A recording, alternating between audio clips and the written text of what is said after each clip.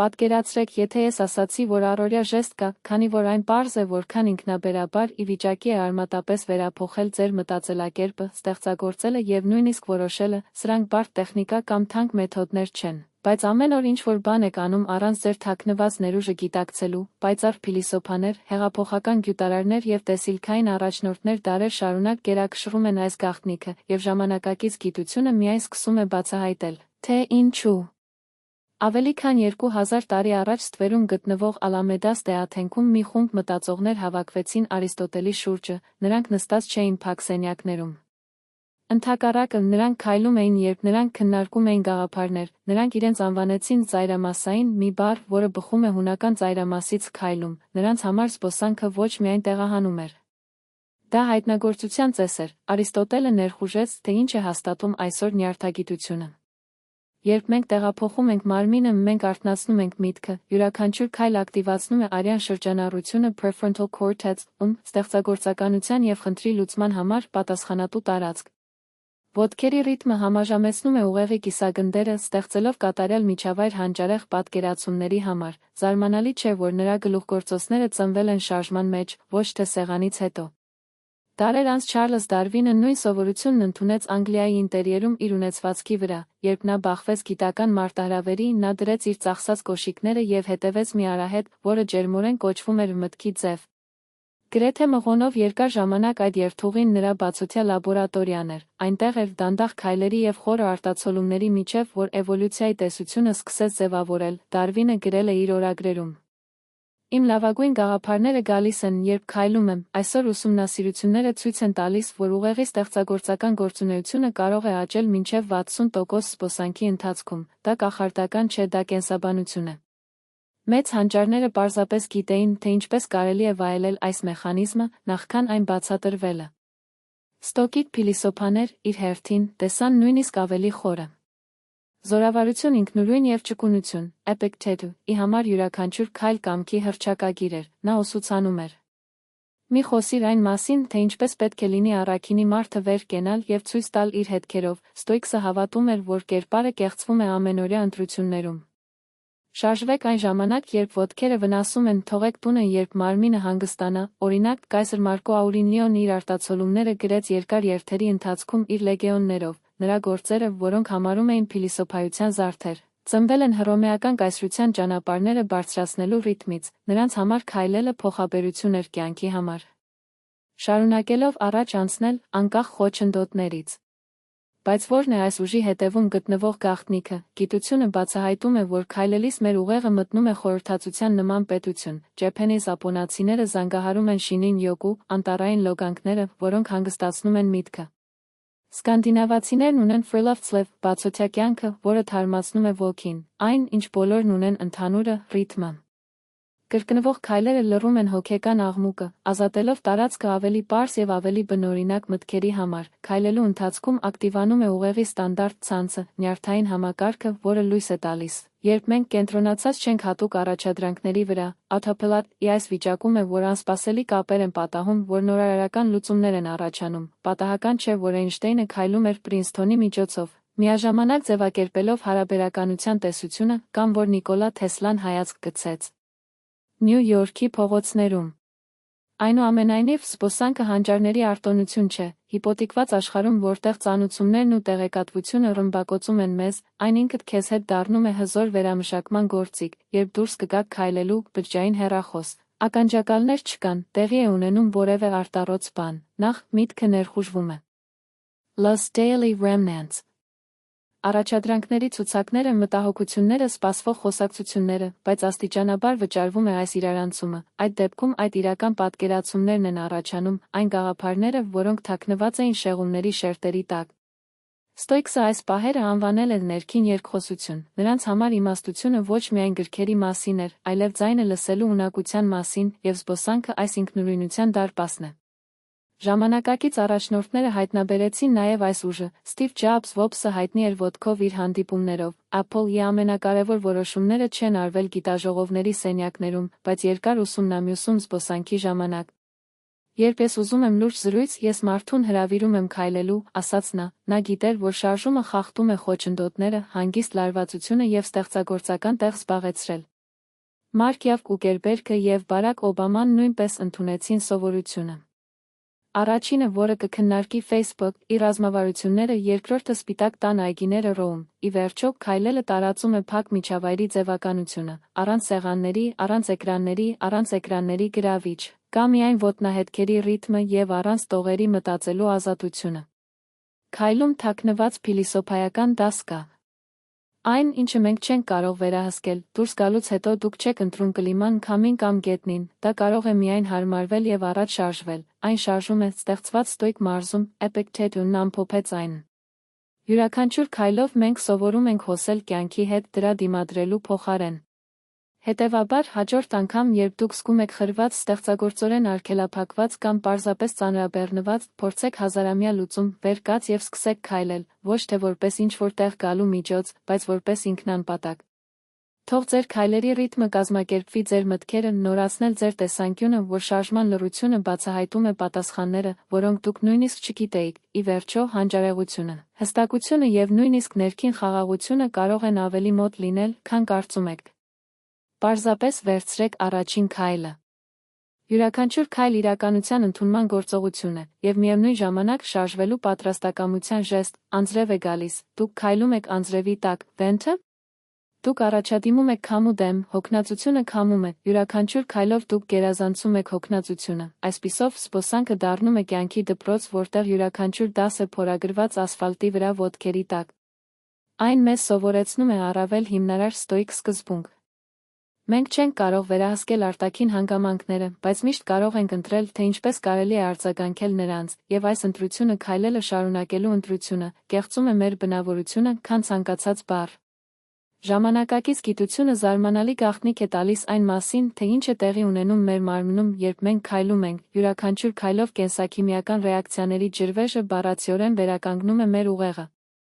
Ուղեղից բխող նեյտրոֆիլ գործոնը թողարկվում է սպիտակուց, որը խթանում է նոր նեյրոնների աճը եւ ամրացնում է նրանց միջև կապերը, բարձրացնել սերոտոնինի եւ դոպամինի մակարդակը, երջանկության եւ մոտիվացիայի հորմոնները, այն նվազեցնում է կորտիզոլը, սթրեսի հորմոնը, որը քայքայում է մեր առողջությունը եւ կտտացնում է մեր միտքը, բայց առավել արտառոցն այն է, որ քայլումն ակտիվացնում է հիպոկամպուսը, ուղեղի շրջանը, որը պատասխանատու է հիշողության եւ ուսման համար։ Նրանք, ովքեր պարբերաբար քայլում են, ավելի լավ տեղեկատվություն են պահում, ավելի արագ են սովորում եւ ավելի երկար են պահպանում մտավոր հստակությունը։ Դա միայն ֆիզիկական գործունեություն չէ։ Դա ուղեղի համար սնունդ է, յուրաքանչյուր քայլ այն ավելի խելացի է դարձնում։ Յուրաքանչյուր զբոսանք, ուժեղ։ Հանը չգիտեր նյարդագիտությունը, բայց նրանք տվեցին այս ճշմարտությունը, նրանք ինտուիտիվորեն գիտեին, որ քայլելը ոչ միայն ինչ-որ տեղ ձեռք բերելու միջոց էր, այլ այնպես, որ ինքդ քեզ ավելի լավ տարբերակ դառնա, հատուկ մոգություն կա։ Ով թե ինչպես է քայլում շրջում մեզ կյանքի բնական ռիթմերին, արհեստական եւ օթորակիչ լույսերի աշխարհում մենք մոռանում ենք, որ մենք բնության մի մասն ենք, քայլեք այս էությունը վերադարձնում է մեզ, երբ քայլում ես։ Քո շունչը համաժամեցնում է քայլերի ռիթմով, իմպուլսը դանդաղում է, մինչև այն գտնի իր բնական ժամանակը, եւ գիտակցությունը մեղադրվում է երկրի հաճախության մեջ իր ոտքերի տակ։ Ջեփենես ապոնացի հետազոտողները պարզել են, որ անտառում ընդամենը 15 րոպե քայլելիս նվազեցնում է սթրեսը, քան ցանկացած դեղամիջոց։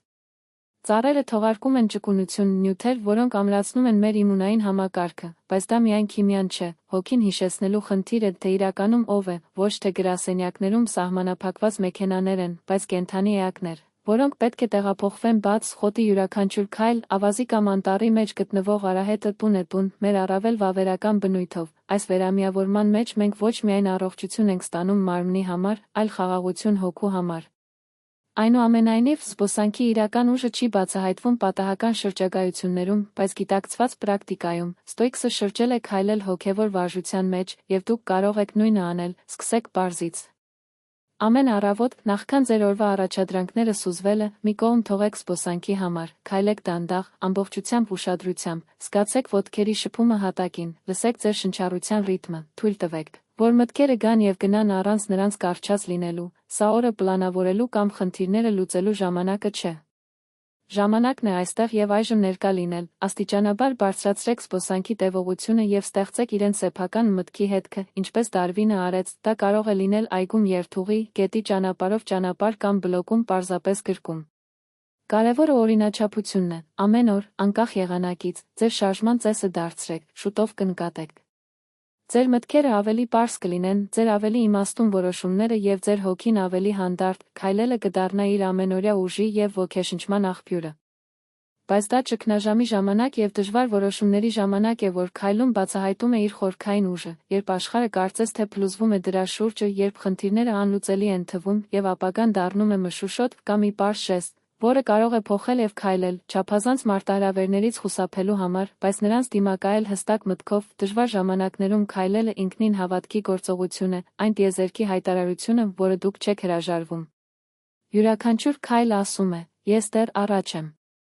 Շարժվում, չնայած ամեն ինչ, Ստոիկսը այն անվանել է Love Fate-ի հրաժարականի մասին, այլ կյանքի մարտահրավերների ակտիվ ընդունում, երբ քայլում ես այս ներքին տրամադրվածությամբ, տեղի է ունենում հրաշք, խնդիրները չեն վերանում, բայց նրանք կորցնում են իշխանությունը ձեզ վրա, դուք դրանք տեսնում եք ավելի բարձր տեսանկյունից, գտեք անսպասելի լուծումներ եւ վերականգնեք գործելու ուժը։ Շատ մեծ առաջնորդներ եւ մտածողներ պատմեցին, թե ինչպես են իրենց ամենակարևոր որոշումները ծնվել ճգնաժամի ժամանակաշրջանում արշավների ժամանակ, ոտքերի շարժումը արթնանում է հոգու շարժումից եւ որտեղ մեկ անգամ մթություն է եղել, հույսի լույսը լուսավորված է։